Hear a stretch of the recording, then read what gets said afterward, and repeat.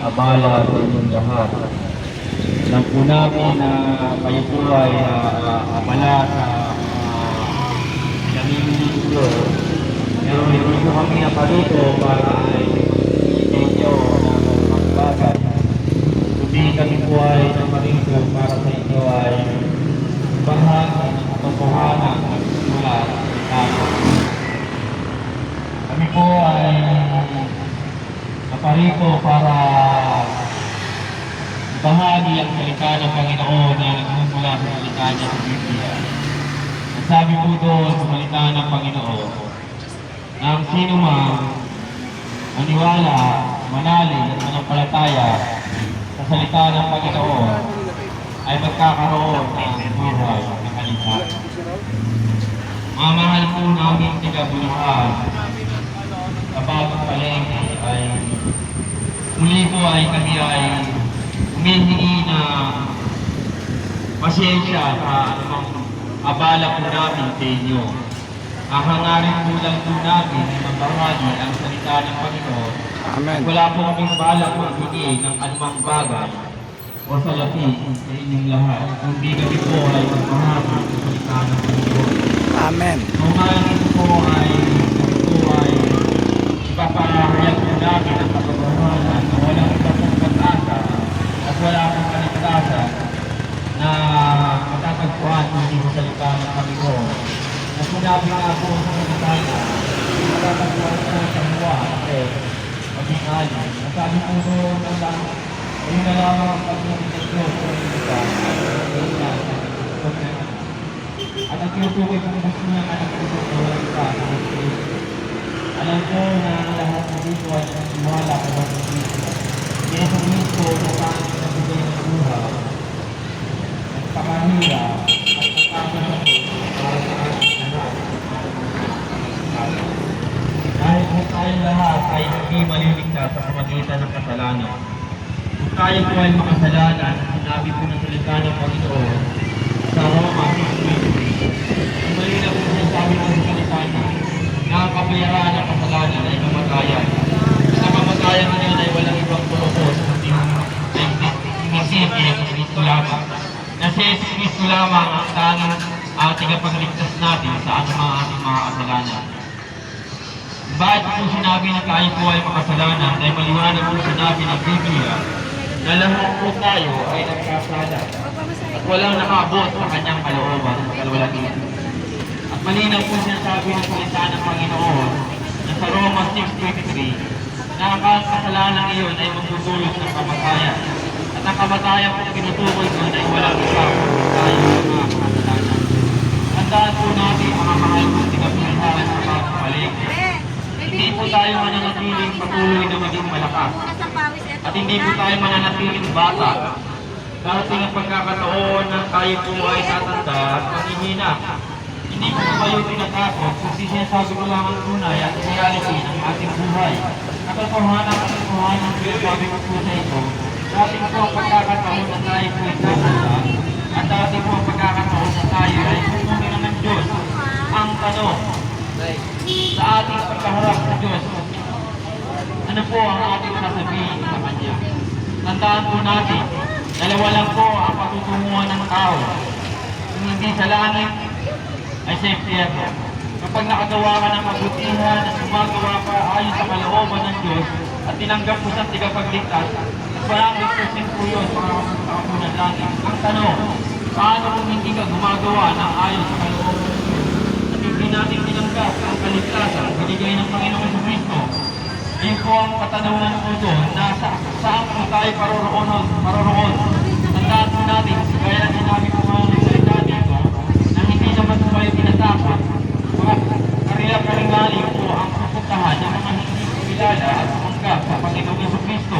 Mga mahal kong pinagulihan, wala po kaming inahayag dito kundi ang salita ng Panginoon. Hindi namin pinag-uusapan dito kung ano ang ating mga reliyon. Hindi natin pinag-uusapan dito kung tayo ay mayaman o mahirap. Hindi natin pinag-uusapan dito kung sino ka. Ang pinag-uusapan natin dito ay walang iba kundi si Jesus Cristo. Si Jesus Cristo lang ang tanging tagapagligtas natin at tanging pag-asa natin sa kabila ng ang mundo ay puno ng paguluhan. Amen. Mga mahal kong kabulihan, nalalapit na po ang pagdating ng Panginoong Kristo gaya ng sabi ng unang nagsalita dito. Sabi nga po dito, paano na kung dumating ang pagkakataon ngayon na dumating na si Kristo? At kaya, tanong ko po dito, paano kung pagdating niya na hindi ka pa naniniwala, nananampalataya, pagkakataon ang sinabi ng Panginoon. Ang tanging ang Panginoon lang ang nagbibigay pag-asa at kaligtasan. Maliwanag ang sinabi ng Panginoon sa John 16. Ang sino mang sumampalataya sa Kanya, ang sino lang manalig sa Kanya, ang sino lang maniwala sa Kanya, ay makakasama niya sa kalangitan. Paano kung hindi ka manalig at manampalataya? Paano kung hindi ka sumampalataya sa Panginoon Jesucristo? Sa pong katanungan ng aming iniwan sa inyo na sana po sa pagkakaroon ko sa umagang ito, maisip natin habang tayo ay malakas pa at hindi pa tayo dumating sa pagkakataon na tumanda na tayo at dumating sa pagkakataon na tayo kami ng Panginoon ay huli na. Mga mahal ng kabulihan, lalahanin po natin ang sakripisyo ng Panginoon sa Kalbaryo. Marami sa inyo nakakaalam ang istorya ng ating Panginoong Kristo. Ngunit ito'y nakalimutan na. Ngunit ito'y pinapaalala namin sa inyo ngayon na ang Panginoong Jesucristo ng unang panahon at ay sakripisyo na papasabot para sa ating lahat at hindi para sa kung ano paman. Walang nanawa ang Panginoong Jesucristo kundi mahalin tayo at ibigin tayo ng pagmumulan niya ang susi para tayong lahat ay makasama niya. Walang iba tayong gagawin kundi manali. Wala tayong gagawin kung hindi tayo manampalataya. Wala tayong gagawin para hindi tumanggap sa Panginoong Jesucristo bilang isang tagapagligtas. Tandaan po natin sa panahon natin ngayon wala nang ibang pag-asa. Tanging ang pag-asa na natin ng Diyos sa kalangitan. Wala na po tayong maasahan tulong hindi ang Panginoong Jesucristo sa kabila ng kaguluhan.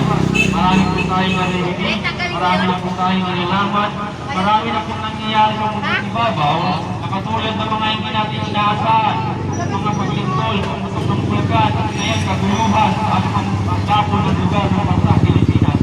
Tandaan po natin, sa kabila ng kaguluhan, mayroong isang Panginoong Jesucristo na nagbibigay sa atin ng pag-asa. At ang pag-asa ngayon ay walang iba kundi ang salita ng Panginoon. At tanging ang Panginoong Jesucristo lamang ang nagsabi nito na walang ibang magmamahal sa atin at walang pagtulong sa atin kundi ang Panginoon. Maliban na lang kung manalig at manampalataya at magtiwala sa Kanya sa pag-asa niyo. Mga mahal kong mga bulihan, tagabulihan, tandaan po natin na walang ibang nagmamahal sa atin kundi ang Panginoon si Kristo. Ang lahat ng bagay ay nagbabago.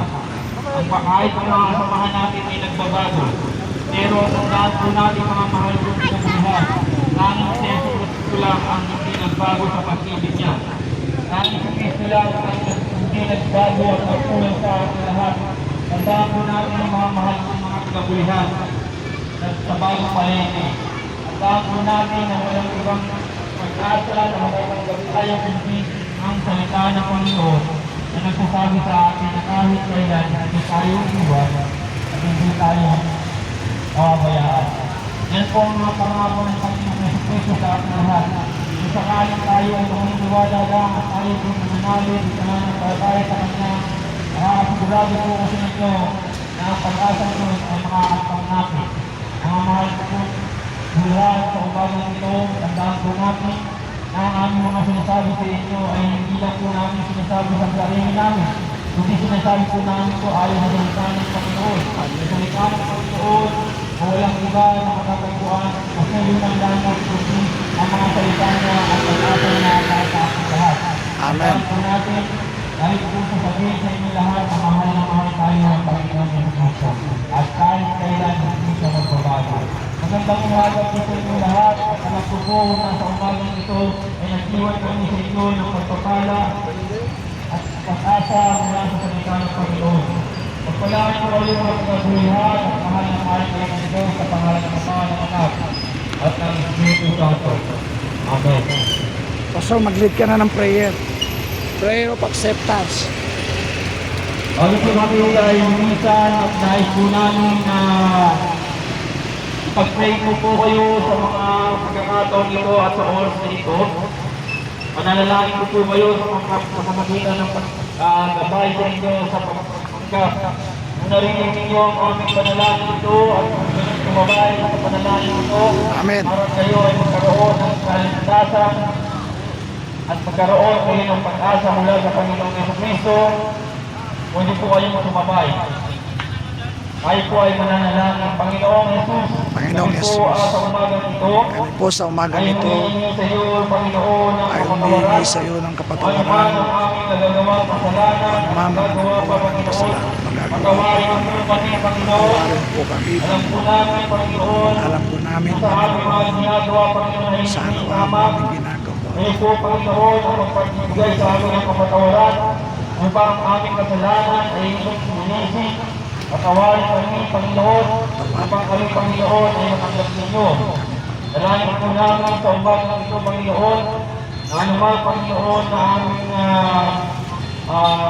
kailangan sa buhay at mga problemang dinaranas ng Panginoon, ay alam po namin na kayo po ang isang tutulod at alam po namin na kayo po ang isang magbibigay sa ating Panginoon Yes, ng Lord. pag-asa, Panginoon, sa aming mga problema. Dalangin po namin, Panginoon, sa umagang ito, isama po kami, Panginoon, sa iyo, Panginoon, kaharian, at tinatanggap na namin bilang isang pinapagligtas sa aming buhay, sa aming Yes. pamilya, Yes. at pagpalain po ang mga tao dito, Panginoon, dito sa lugar na taga-puluhan sa bagong palengke.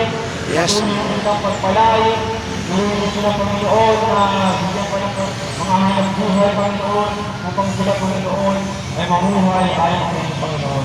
Maraming Amen. salamat sa umagang ito at pinupuri ko namin kayo sa nasamba ang pangalan ng Jesus. Amen. Amen. Amen, amen. Pasalamat ka na, Pastor. Pasalamat ka na sa kanila. Muli po mga taga-bulihan sa bagong palengke, maraming po salamat sa pagkakataon kami binibigay ng mga opportunity para magsalita sa inyo. At sa mga nakapwesto po dito, hihingi po ako sa inyo ulit ng pasensya sa aming abala. At maraming salamat sa pagkakataon lagi na binibigay sa amin at huwag sana po kayong magsawa para sa amin. Maraming salamat po sa inyong mga taga-bulihan sa bagong palengke at pagpalain po kayong lahat sa pangalan ni Jesus. Amen, amen.